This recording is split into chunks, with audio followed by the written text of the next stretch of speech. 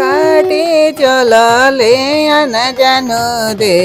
दिहले डोमावा के हाथ दिहले डोमावा के हाथ 10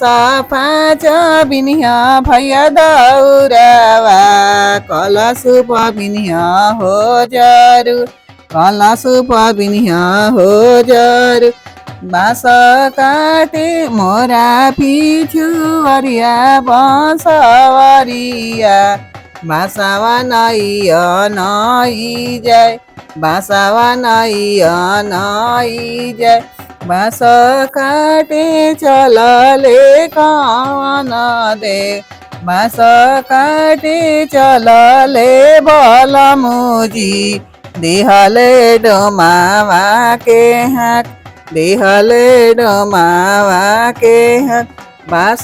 काटे चलले देवराजी दिहले डोमावा के हाथ दिहले डोमावा के हाथ 10 5 बिनिया भैया दौरावा कलशु बिनिया हो जरूर कलशु बिनिया हो जरूर कलशु मंगवालो सहर से बालक दिले जूठिया बालक दिले जूठिया नारियर मंगवालो सहर से बालक दिले जूठिया बालक दिले जूठिया खबारी जनवन आदित से और खली है की दोन और खली है की दोन खबारी जनवन सूरज से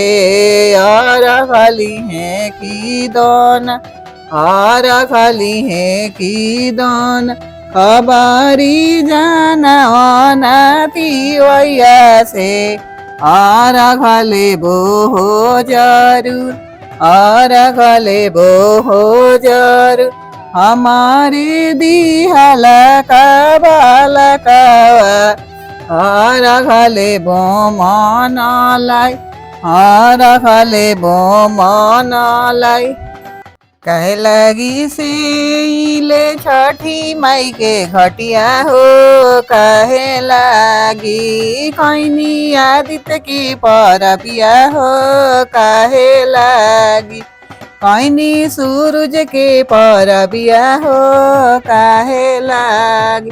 धन लागी से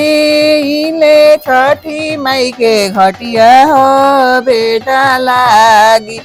कैनी आदित्य के परबिया हो